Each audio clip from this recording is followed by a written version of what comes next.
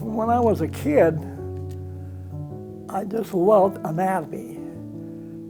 I would copy these things from the cartoons, like Superman. I copied it line for line, over and over and over, and I got a book back there filled with these things. And his family told me that everybody along the street, when it snowed, would make, you know, a typical snowman, and Malcolm would be over there making a lion or some creature.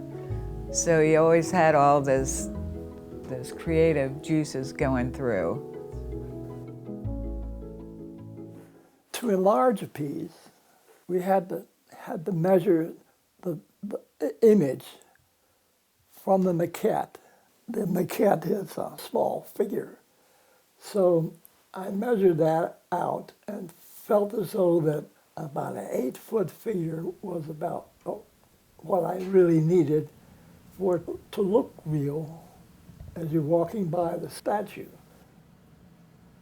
So the small one was covered with balsa wood, a little cage-like, and it was marked out by the inch. And that inch, when he started building the big one, he built a 2x2 same framework over the larger one, and this was 1 inch equals 1 foot. After they approved the model, then the enlargement process started.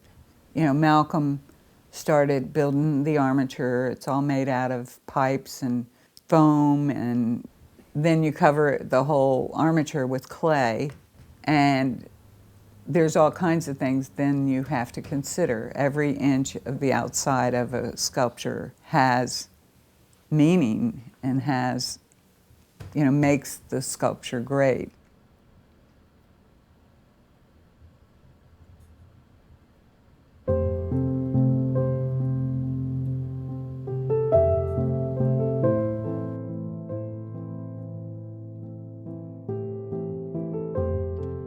I think that God made us, you know, it says in his or her image, and God was a creator. And when we're creating, we're being that image, and we're in our true self. And it's been pretty amazing being with him and just his clarity about that. I remember before we were dating, we took a ride around Washington, and I did that, and then over here I did that. And when she got home, she realized, who in the hell was this person? The whole time I was in my late 20s, I was going, this guy is wacko if he thinks he did all that stuff. And then then I realized that he really did do it, and I was like, oh.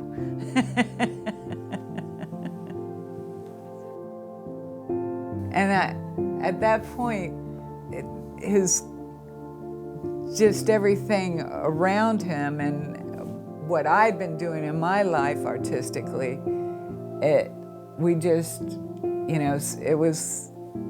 he just purely did things for his art. You know, I did a lot of artwork, which I always been making a living, but he was just totally out there doing it, and it was fun to be around him doing that. He would come over and mow my grass, but he would just mow my name in the grass. The landlord would come over and go, Okay, you've been mowing the grass, but so it was a lot of fun because there was somebody I finally met that I could be very creative with.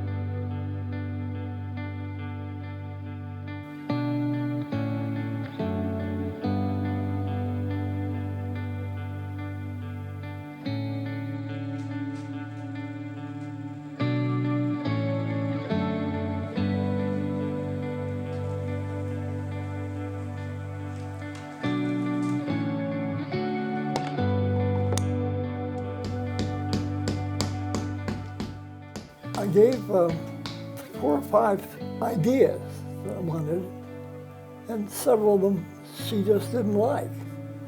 One was on the cross, some things related to that.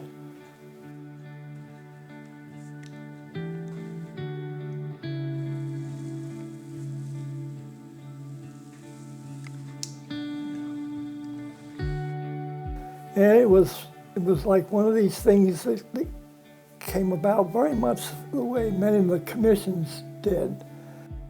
Was all of a sudden I woke up one morning and I knew exactly what it was that we wanted, and that was to have Jesus kneeling and to be eye and eye with another person.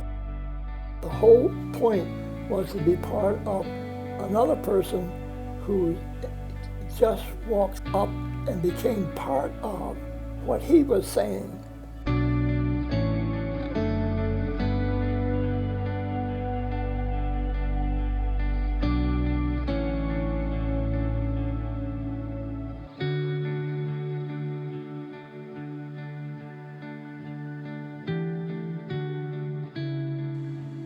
I mentioned him with his mouth open, just a little bit, but enough so she could see that he's talking to her. And this was the whole thing. As soon as I mentioned that to them, they loved the idea.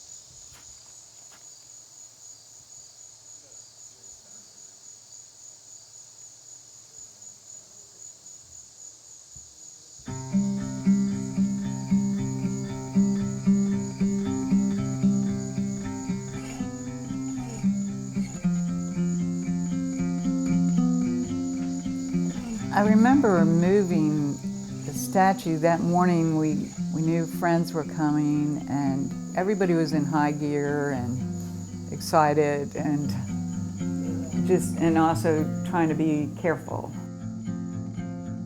We're going to pull this up to the base. We're going to hook on a come-along. And the come-along is already hooked to the end of the van.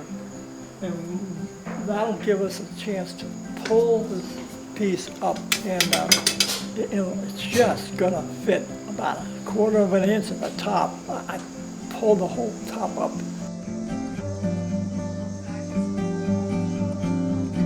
And everybody who was there was helping and watching, and everybody's like, oh, look at it, stop, and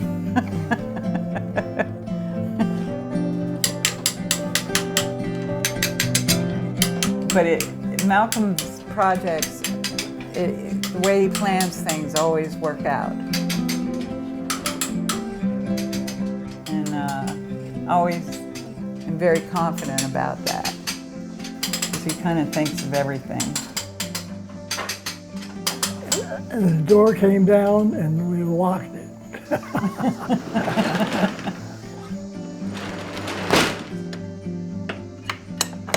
Thing that we forgot, who's driving the truck? I have no idea who was driving the truck.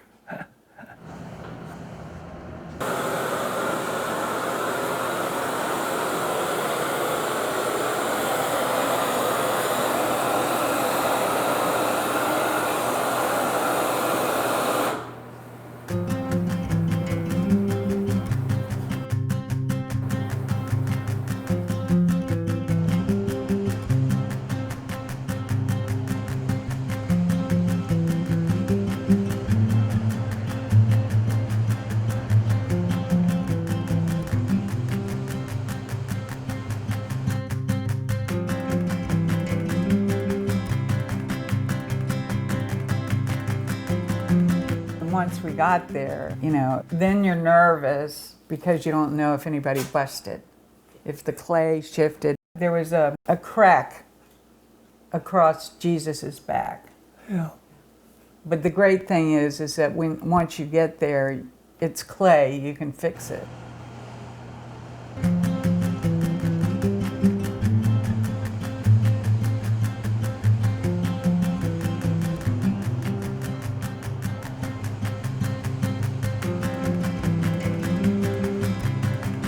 Can you explain what this is? That is mold of an eagle on a pedestal off a piece that went on a bridge. So this is the negative. So we had a sculpture in the round, and then we pulled a urethane mold, and this is urethane. So the rubber is flexible, but the plaster case keeps the rubber rigid. So what we'll do is paint in a layer of wax on both sides, bolt the mold together, and then pour wax on the inside, rotate the mold, and pour it back out, and that gives us a hollow piece in the round. Then you take the plaster off, and then you peel the rubber off the wax without snapping the wax. Upstairs is where the plasters were made. In other words, each piece had to be made special just for the arms, or maybe the head, and things like this. So that would be Jesus's arm, and this isn't his. That's not his hand. That's where his hand would be, but it was sculpted separate. This is the armature. This way.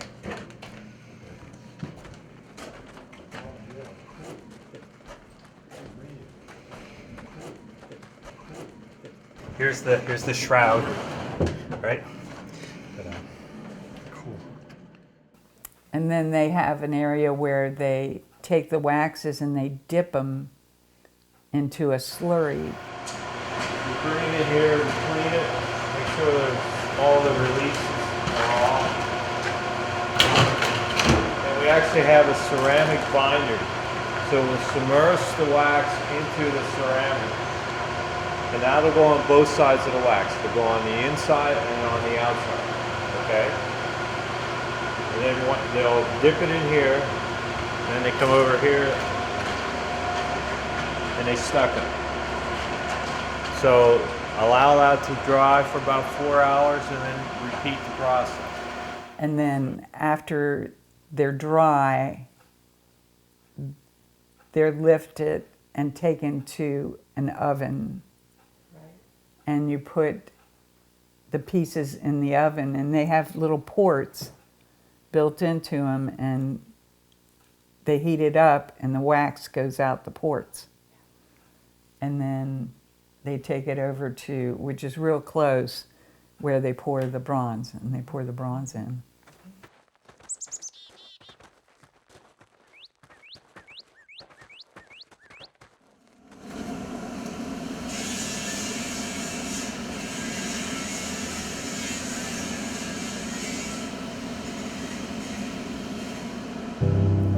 a sculptor and the foundry, it's like a marriage.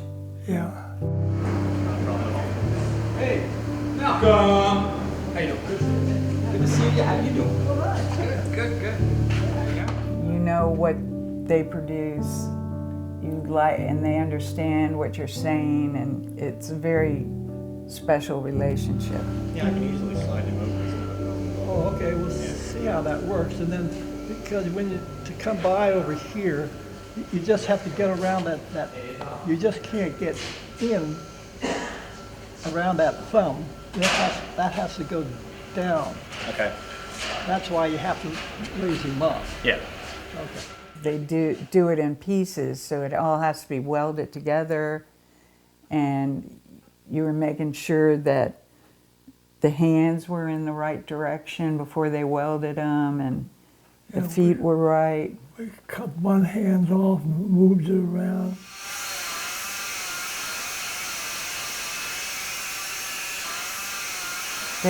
They sort of treat their sculptors like they bring over the chair that you want and all the tools that you need, and they treat you like you're, a very special person when you're there working on stuff. You just want a very subtle difference. That's right, yeah. Okay. Yeah. Yeah. So it would be pretty much the same kind of thing. Okay. As far as the rest. And those guys do their own work too, so they understand. And Yeah. Right, that's good. This is much nicer here. Okay. This is good. That's pretty good. Yeah, I think that's going to be good. Okay. Sound good? you become like family.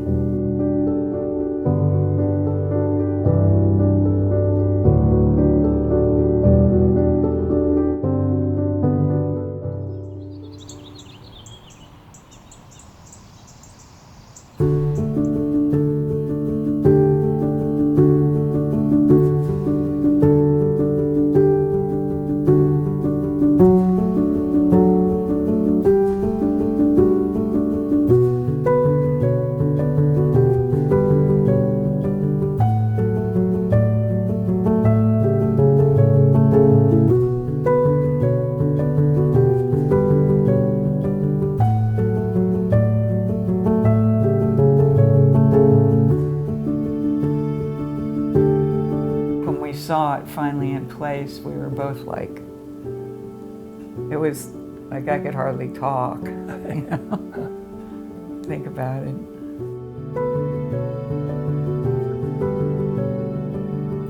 And seeing it all done and knowing that people for years and years and years are going to be able to come up and rub that kid's shoulder or, you know, look at their smiles and talk to Jesus, and just knowing it's going to be there for a really long time. It's incredible to be invited to do that, to be part of that.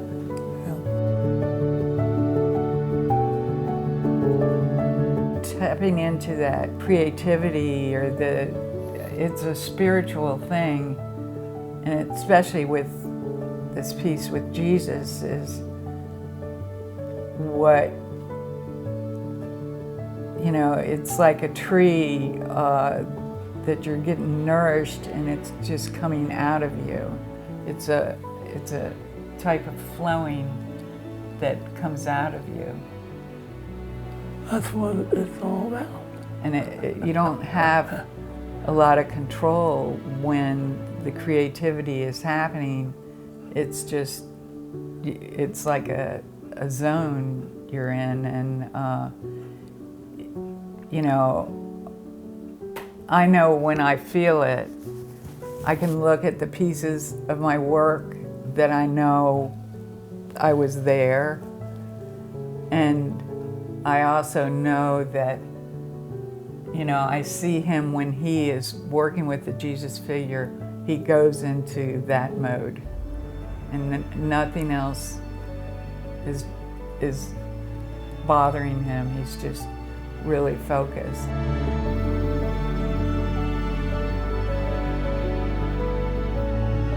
When I saw the Jesus and the children, I think we both felt that, and we saw it, and it's not really about him or I or Siggy. It was like we were just vehicles in God's plan, and you know, it's like we were asked to do this.